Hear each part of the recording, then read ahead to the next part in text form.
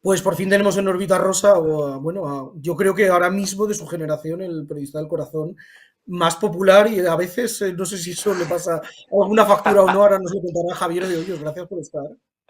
Ay, me hace muchísima ilusión estar aquí, David, porque además tú has colaborado mucho, muchísimo, nos has dado muchos momentados cuando yo dirigía Socialité, o sea que te agradezco enormemente todo lo que hiciste, así que me alegra mucho estar hoy aquí contigo.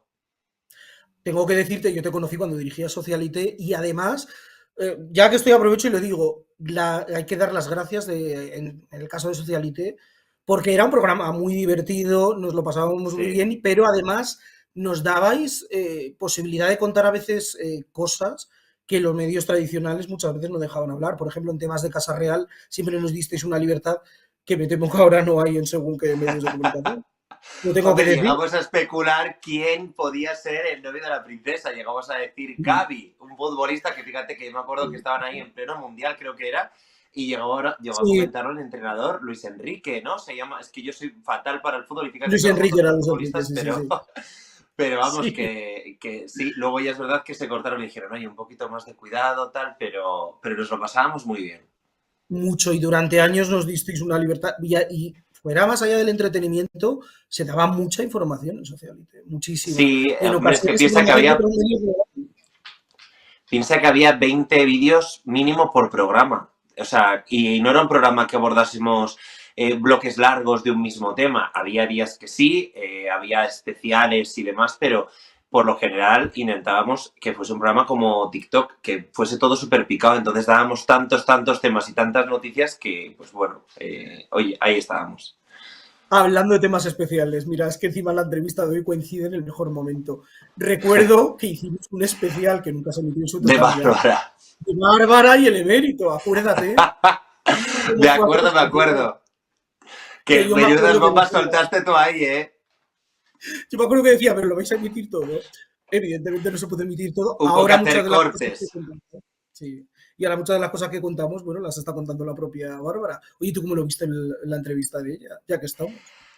Uf, pues mira, la verdad es que para mí lo mejor de todo fue el último clip, porque estuve viendo las 2, 3 horas, pero el último clip en el que ya habla abiertamente del chantaje y ya dice esas palabras de, bueno, a todos aquellos que decís que si yo me llevo dinero público, pues pondré también una cláusula en la denuncia para que venga el rey emérito al juicio. Y era como, a ver, por favor, qué delirio es este si no va a ir en la vida. Pero bueno, voy a poner una cláusula para que también aclare si me llevé dinero público. Y lo siento mucho, pero lo volvería a hacer porque él me vetó como actriz. Y bueno, toda esa parte. Yo la verdad es que dije, Dios, bueno, realmente lo que está haciendo es reconocer lo que otros muchos periodistas han dicho durante años. Hacía un par de semanas había entrado en Espejo Público para tirar por tierra a Javier Chicote, que hablaba de Cierto. chantaje y decía, eso lo vas a tener que demostrar, eso lo vas a tener que demostrar. Y al final, de pronto, ha reconocido públicamente el chantaje. ¿Lo ha querido llamar préstamo? Bueno, pero lo ha reconocido. Y es cierto que mucho de lo que ya contaba, algunos lo conocíamos ya desde hace tiempo. Bueno, en aquel famoso especial alguna cosa soltamos, algunas se emitió y Sí, otras no. Pero es verdad que, bueno, es cierto que eso se produjo así. También es verdad que parte de lo que haya contado en la entrevista que ha concedido ahora, ya lo contaba a las personas de su ya. confianza para que los periodistas lo supiéramos. Y es cierto que ella hablaba en muchas ocasiones de miedo y de, bueno, citaba nombres de otras mujeres y que ella tenía claro que no iba a acabar así, entre otros. Bueno, ella misma citó dos nombres en la entrevista. Citó el nombre de Sandra Mozarovsky y citó el nombre de Nadiuska, que es verdad que tuvieron un final bastante complicado, de manera distinta, pero acabaron bastante mal ambas. A mí me hizo mucha gracia porque ayer Alessandro Lecchio decía, si os dais cuenta está dejando en alto algunos temas porque es un especialista para luego volver a dar otra entrevista hablando una vez más de lo mismo, pero con un pelín más. No sé, yo ayer la verdad es que en cierta manera me sentía como engañado porque digo, uff, o sea, me esperaba que fuese a hacer una confesión brutal y que fuese a Hmm. abrirse ya con todo y al final lo que sentía es que contaba lo mismo de siempre, un poquito más, confirmando lo que habían dicho los periodistas y realmente haciendo uso de un alegato feminista que está muy bien que lo haga y que seamos conscientes de eso, pero no sé si en su caso eh, está utilizado en cierta manera para justificar determinadas cosas feas que hizo y que la gente no se le eche encima. Entonces, no sé si me estoy explicando, pero espero que esté bien utilizado en su caso el alegato feminista que hizo y no que lo esté haciendo para tocar nuestra sensibilidad y que empaticemos con ella cuando en realidad igual no fue tan así. Claro, hombre, es cierto que, como bien dices tú, es un tema que es muy fácil que nos llegue. Y es verdad, y eso es Claro. inevitable pensarlo, que pertenece a una generación de actrices que no lo Hombre, eso pasaron está todo lo que claro. estuvieron pasando. Es que eso también hay que ponerlo sobre la mesa. Y es cierto que ahora, visto con los ojos del presente, que un monarca heredero de Franco en aquel momento, no había ni constitución, hay que recordarlo, de repente dije, me gusta la rubia de la tele, que me la traigan. Hombre, ahora suena casi Claro. medieval, pero pasó hace 40 años, no Hombre, hace de 40 siglos. sí, toda Que se esa vota. parte, en toda esa parte yo estoy totalmente de acuerdo con ella. En lo que no estoy tan de acuerdo de usar el alegato feminista es cuando al final ella viene a justificar el motivo por el que hace el chantaje, porque entre lágrimas Ah, venía a claro. decir que era para poder pagar el cumpleaños de su hijo. A ver, o sea, esta es como, sentía que era como, venga, voy a explotar todos los melones que pueda para intentar conectar con la gente porque mi hijo me ha puesto a parir y voy a decir yo que quería esto por el cumpleaños de mi hijo. No, realmente no era por el cumpleaños de su hijo. O sea, quiere decirte, era pues Claro. porque no tenía dinero y ya está. Pero me hubiese gustado más sinceridad ahí, más que aprenderse un alegato como si estuviésemos viendo la película Mm. Barbie y decir, venga, lo voy a soltar el speech y ya está. Y eso es lo que yo eché de menos ayer. Porque la parte del acoso lo ha sufrido, eso está claro y nadie se lo puede negar. Las prácticas machistas las ha sufrido, y más una vedette en su época, y más una mujer que hacía películas del destape como ella. Así es que eso es evidente que lo ha tenido que sufrir en sus propias carnes. Eso Claro. nadie se lo va a negar. No, y además, estoy de acuerdo contigo en lo de que la sensación que uno tiene es, y jamás cuenta lo mismo de siempre, pero ha sido un poquito más. Pero Sí, claro, yo creo que en esto Bárbara ha tenido suerte en una cosa, que es que, claro, ya se ha visto forzada, bueno, forzada, ha firmado un contrato, pero bueno, digamos que ha visto forzada a contar algo más por las famosas fotos que aparecieron y los audios. Pero en esto ha tenido suerte porque los audios no han aparecido enteros. Los más ya. complicados no han aparecido y dudo bastante que, bueno, yo ya no sé si decir o no, pero me atrevo a decir que algunos no van a salir a la luz y ella lo sabe. O sea, en el que el rey se despacha a gusto hablando de la reina, cosas muy íntimas y muy desagradables no creo que salgan, y en los que habla del actual monarca el propio rey, su padre, en unos términos, digamos que políticamente incorrectos, creo que no se van a hacer públicos nunca. Y en ese sentido la beneficia porque no se ve obligada a contar determinadas cosas. Ya, madre mía, me estás dejando con ganas de saber qué más sabes sobre esos audios. Pues mira, ahora ni que fuéramos, tienes a alguien que los conoce bastante bien, que es Kiko Matamoros. Sí, Pregúntale a sí, qué sí, me sí. estoy refiriendo y él te los Alguna podrá vez va contar al soltando dedillo. perlitas, sí. Alguna vez he soltado alguna cosilla que he dicho, madre mía. Pues imagínate. Por terminar con el tema de Bárbara e ir a otras historias, pero bueno, ya que ha coincidido el momento, lo decimos. Sí. ¿Tú has tenido alguna sensación dijiste socialité durante un tiempo, que cuando, por ejemplo, hicimos el especial de Bárbara y el emérito, has tenido la sensación de que sigue siendo un tema incómodo para los medios de comunicación? Porque ahora parece que estamos, bueno, hablando, incluso nos reímos en ocasiones, pero yo sigo teniendo la sensación que el fondo de la cuestión sigue molestando. A ver, mira, yo desde que empecé a estudiar la carrera, que me acuerdo que me daban clase antiguos directores de Espejo Público, de informativos y demás, que me decían cosas de la monarquía que en ese momento no habían salido ni a la luz, hablando abiertamente de amantes del rey que les constaban, de papeles, de dinero, de no sé qué, que yo decía, Dios mío, y lo sabían como a ciencia cierta, y decían, pero esto no se puede contar porque hay como una especie de pacto. Ese pacto yo creo que en cierta manera sigue vigente a día de hoy, es decir, es verdad que con el rey emérito se ha abierto la veda, pero hasta cierto punto. Es decir, Mm. se abre cuando hay algún medio que se atreve a abrirse. Si, por ejemplo, salen las fotos en un medio de fuera, de otro país, se cuenta. Ahora, no hay nadie que se atreva a sacarlas aquí. Porque fíjate que al final el Cristo las había ofrecido a distintas revistas, distintos Claro. programas. Por lo mismo me pasaba a mí. Yo cuando he dirigido programas tienes esa sensación de que la Casa Real sigue siendo cuidada, pero también el emérito. Es decir, aunque la gente no se lo crea porque parece que ya no se puede decir nada más de él, también se le sigue cuidando. Entonces, tú puedes ahondar en lo que ya se ha dicho porque es como, vale, si esto ya se ha dicho no pasa nada. Pero cuando abres melones de cosas nuevas, cuidado.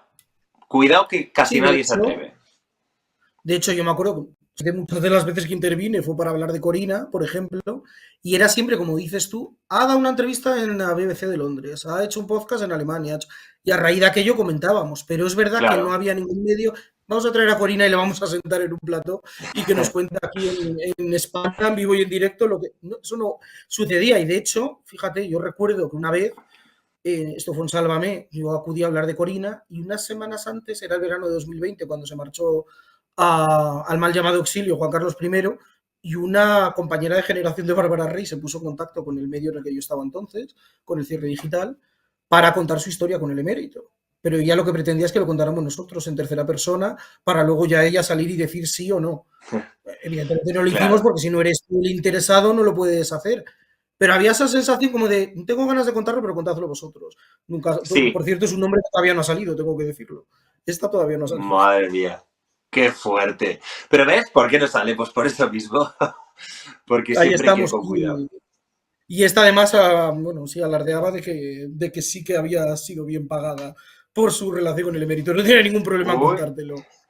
Sí, sí, sí. qué fuerte. Un día, si quieres, te digo el nombre Venga, es vale. bastante, Luego cuando paremos el directo me lo dices. es bastante llamativo el nombre, además, ¿eh? Es compañera de ¿Ahí puedes generación dar de Bárbara. iniciales o algo? Mira, un día me acuerdo que ni que fuéramos estabais dando iniciales. Y eran esas iniciales Y porque... no, no era ninguna, y me sorprendió que no disteis unas, que la compartió además con Alfonso, con su primo Alfonso de Borbón, que ya no está entre nosotros, que es M. D. Que lo compartió con su primo Alfonso de Borbón, y que de hecho esta mujer que ya está fallecida llegó a decir de Alfonso de Borbón, muy bien de tamaño, pero muy mal de funcionamiento. ¡Ja! Llegó a decir, Madre era mía. una mujer muy conocida. Y esta otra, las siglas, que las siglas son largas de decir, son, bueno, sí, se pueden decir M. Pues es que si digo el segundo ya se va a saber quién es. El nombre es M. Y el apellido, no puedo decirlo porque es un apellido que empieza por una letra poco habitual en el diccionario español. O sea que ya igual estoy dando hasta demasiadas pistas. Dios mío. Vale. Joder, al final estoy dando yo más cosas que el ¿Has entrevistado. Tiene visto? talento. ¿Qué Es que capacidad esta es tiene, la... puñetero? esta es la esencia. Lograr que los demás hablen más. Ya te veo, lo tengo clarísimo. Bueno, pues mira, ahora sí que te pregunto a ti. Venga, Socialite, vale. antes fuiste reportero, redactor del programa, y bueno, qué escuela Socialite, por cierto, porque ahora estáis repartidos Sí, por todos los programas de España. Hay un momento que tomas la decisión de, bueno, unirte al equipo de Ni que fuéramos, que ellos ya sí. habían empezado a rodar unas semanas antes esta aventura, porque tomas esa decisión de decir, quiero irme de medias, que algunos entenderán es marcharse de primera división, con todo mi respeto, a tercera, que a mí me encanta lo que estáis haciendo en Ni que fuéramos. Yo creo que estáis en un momento de libertad y de experimentación que antes era bastante más complicado. Pero bueno, hay gente que se lo puede plantear, ¿por qué se toma esa decisión uno? Mira, te cuento. Yo la verdad es que en la carrera he tenido suerte, en mi carrera profesional, porque económicamente siempre, que esto no puede contarlo todo el mundo, he contado con el respaldo de saber que si tomaba una mala decisión, quizás mis padres me podían ayudar. Entonces, quiero partir de eso porque es algo que les agradezco y que, vamos, les agradeceré de por vida porque no siempre puedes tener esa libertad de decir, venga, me aventuro a ir a otro sitio. Yo cuando estaba en Antena 3 Noticias me ofrecieron irme a Fórmula TV y en ese momento el proyecto de Fórmula TV me atraía mucho más porque sentía que era una web que hablaba de entretenimiento, de televisión y era lo que me gustaba y me lancé a ir ahí a pesar de que pues, las condiciones económicas eran mucho más bajas y demás.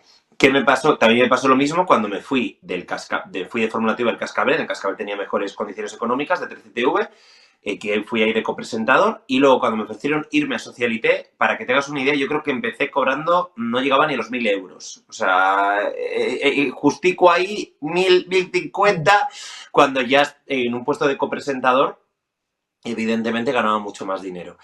¿Qué me pasa? Que el último año de Socialité fue un año muy tenso, porque al final el ver cómo se iban acabando los proyectos de la fábrica de la tele era un sufrimiento total, porque fíjate que nosotros habíamos cambiado el concepto del programa al completo, hablábamos de influencers, de temas que en realidad pues, no hablaban otros programas de la cadena, ni siquiera otros programas de la televisión, porque la gente no se dedicaba a hablar de María Pombo, Marina Rivers, Lola Lolita y todos estos.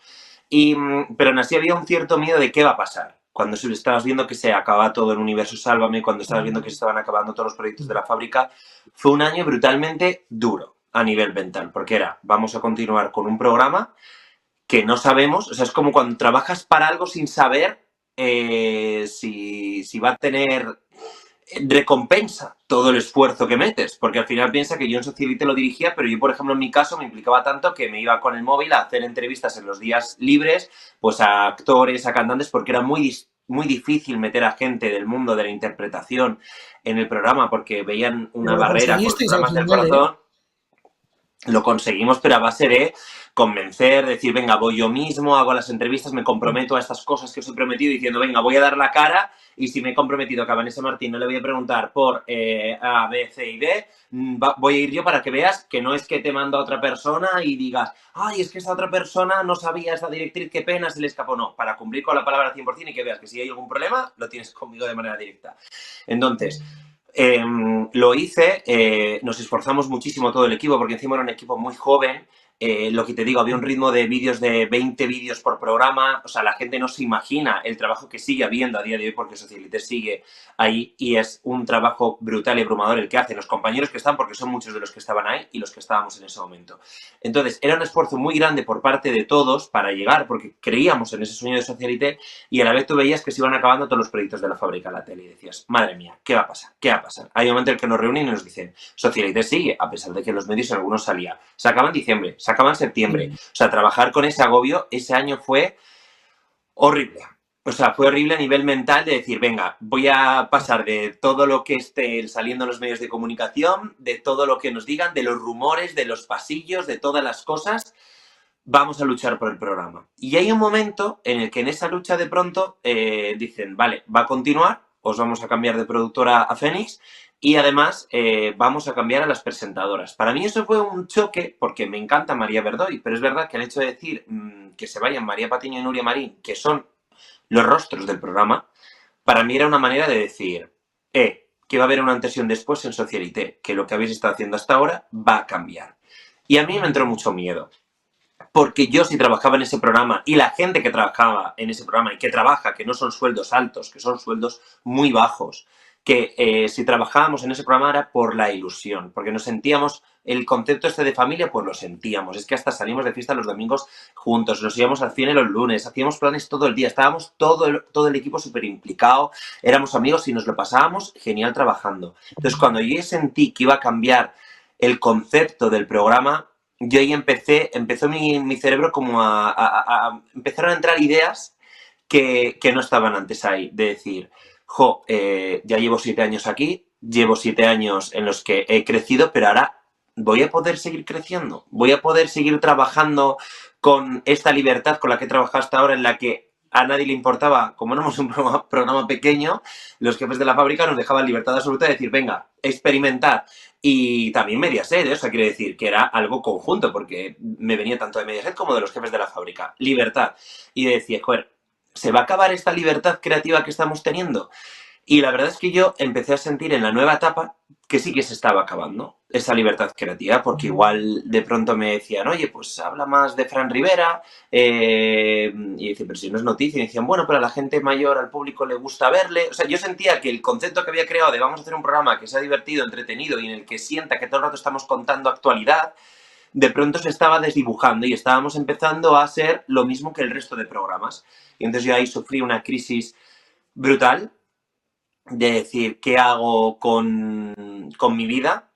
También me coincide en un momento personal muy difícil porque yo estaba viviendo el Alzheimer de mi madre, sigo viviéndolo porque sigue viva, evidentemente, pero en ese momento era el más fuerte, entonces era como una sensación muy extraña de estoy perdiendo a la vez a mi madre y estoy perdiendo lo que me apasiona en mi trabajo. Entonces fue como, tengo que hacer que las cosas cambien, porque no creo en esto de estar esperando y de decir venga, a ver qué pasa. No, yo soy de trabajar con mucha pasión y yo me irritaba mucho y me estresaba y me entraban unos estreses de decir, Dios, es que siento que no estoy haciendo lo que quiero. Y entonces surgió la oportunidad de irme a Ni que fuéramos y dije, vale, a ver, me voy a ir de Mediaset, que como tú dices, en un principio se puede considerar primera liga, pero eso es relativo, porque al final para mí la Claro, primera liga claro que es de siempre ha relativo. estado en redes, ¿sabes? O sea, yo siempre he sido a pesar de estar en Socialite y todo esto, fomentar mucho mi trabajo en redes sociales. Y yo en redes es donde noto que la gente nos ve mucho y que nos paran y que demás.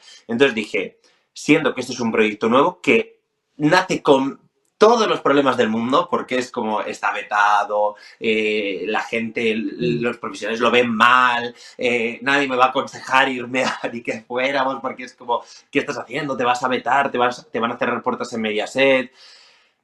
Pero dije, tengo que ser honesto con lo que siento. Y en este momento lo que siento es que quiero hacer un proyecto como ni que fuéramos, porque yo entiendo Twitch, entiendo YouTube, entiendo las redes. Es verdad que ahora ha cambiado su poco al hacerse un hueco en la TDT, que no está tan dirigido a las redes sociales.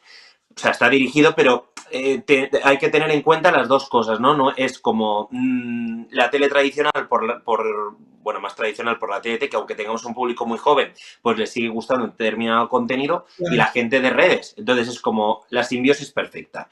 ¿Qué pasa? Que dije, me voy. En ese momento pensé, vale, puede que me veten, porque a cualquier persona que está yendo a este proyecto le están vetando. Pero si me vetan, pues me vetaron. ¿Qué mal he hecho yo? ¿Yo he criticado a Telecinco? No. ¿He criticado a Mediaset? No. Yo me he ido a trabajar a un proyecto en el que ya no creía en Socialité, y dije, me voy a ni que fuéramos. Y así es como decidí irme, a pesar de que sabía que me iba a cerrar puertas, porque yo colaboraba en muchos programas también en Mediaset. Al final colaboraba en Todas las Salsas, en Intimad, que me lo pasaba genial, y es un programa que me encanta, y me encantan mis compañeros que están ahí, sigo teniendo mucha amistad con ellos, pero sabía que el irme a ni que fuéramos, pues me iba a cerrar esas puertas, al menos momentáneamente, porque igual la gente decía, alerta, a ver qué va a hacer este. Yo no, en mi vera no va el criticar a Mediaset, se ha acabado un proyecto en el que creía, y este otro proyecto me apasiona, me gusta, encima es gente con la que ya he trabajado, pues para allá que me voy.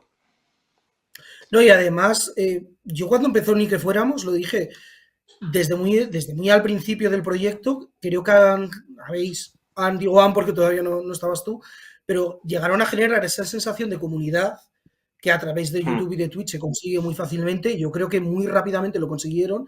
Y el salto sí. a TEN, lejos de anular lo otro, como que lo ha retroalimentado. Y yo creo que en ese Sí, sentido es un experimento muy interesante, porque rara vez la tele se abre a experimentar de esa manera y ahora lo están haciendo, lo estáis haciendo. Y bueno, yo creo que todo lo que es innovar siempre es bueno. sí, y además me gusta que un canal como TEN apueste por, o sea, que al final sientes que tienen ese espíritu joven, ¿no? Porque ya apostaban en su día por retransmitir determinadas galas de Eurovisión que no se retransmitían en otros países. Entonces es como, venga, vamos a apostar por un programa así, en un formato más convencional, que es la tele tradicional, y a ver qué pasa. Y la verdad es que es una locura. O sea, es una locura apasionante en la que estamos aprendiendo todos muchísimo. Además, con esto que hablabas que jolín, lo has explicado maravillosamente bien, la sensación esa de perder la ilusión en un proyecto y además tengo que decir que es verdad que lo transmitíais muchísimo esa sensación de es que disfrutamos trabajando y bueno, cuando nos pedíais colaborar a la gente y tal, también nos lo acababais transmitiendo y nos lo pasábamos pipa haciendo las cosas. No sé si fue María Patiño, creo que fue María Patiño quien dijo que las sensaciones de trabajar, cuando hablabas de la pérdida de proyectos de la fábrica dentro de Mediaset, que las sensaciones de trabajar, de por un lado decir qué bien, tenemos que seguir aquí, estamos dando el callo, pero esa especie de espada de Damocles, es decir, en cualquier momento Claro. toma la decisión, como así se hizo, bueno, pues de introducir unos cambios. Claro, tuvo que ser complicado. Yo ahora te pregunto, tú Mucho. aparte de estar en el que fuéramos, estás en Decoración en Televisión Española. Ha Sí. habido un cambio muy importante en la presidencia de Radio Televisión Española. Hasta donde me puedas o me quieras contar. ¿Puede haber alguna sorpresa para Fabricantes Estudio en la nueva Radio Televisión Española? A ver, yo de eso te voy a ser totalmente sincero, no sé nada, realmente. Ojalá que haya oportunidades, no solamente en televisión española, sino en Antena 3, Mm. o incluso yo lo digo, no lo dice la fábrica, pero quiero decirte, en todas las cadenas, en Telecinco, en todas, porque es una productora que al final yo creo que quiere producir para todos. Hombre, es muy tentador ahora el decir, nos encantaría estar en televisión española, ¿por qué? Porque es que es una tele que está revolucionando, que tiene ese espíritu que tienen y que fuéramos, que al final es que lo que ha hecho José Desde Pablo formas López y ahí. cadenas, que es interesante. Pero además que yo he tenido la oportunidad, yo tuve la oportunidad de trabajar con José Pablo López en 13TV y en Telemadrid, y he de decirte que es un directivo que se implica con los trabajadores al máximo. Yo recuerdo que no me acuerdo que fue en 13, que un día, es que no fue un atentado, pero fue algo que de pronto, de estas noticias de última hora que tienes que cambiar el programa al completo, él se bajaba a la redacción, decía, venga, ¿a quién llamo? ¿Qué necesitáis? ¿Qué tal? Teléfonos, ¿qué teléfono necesitáis? Vamos a trabajar todos en equipo. Y se sumaba al trabajo en equipo de, hay que sacar este programa, pues lo sacamos todos juntos. Y flipabas porque decías, no me puedo creer que está aquí el jefe ayudándonos y dándome teléfonos para llamar a este, al otro, tal. Y la sensación era igual en Telemadrid cuando estuvimos. Entonces, es un Es que hombre yo tengo, que...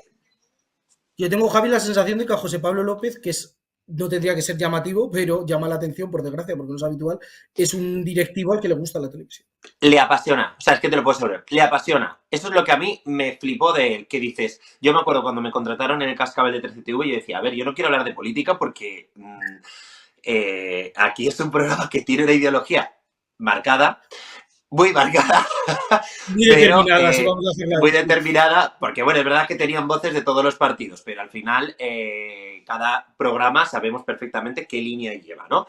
Y dije, yo no me yo si vengo aquí quiero venir para hacer algo distinto, es decir, abrir el mundo de las redes. De hecho, yo llegué ahí a hablar de Eurovisión, de Manel Navarro, porque fue el año de Manel Navarro, del Gallo y todo esto, y dije, Dios, y eso fue también porque me daba la posibilidad, José Pablo, de decir, oye, quiero hacer esto. Y decía, venga, vamos a probar. ¿Por qué no? Vamos a experimentar, a intentar atraer al público joven así.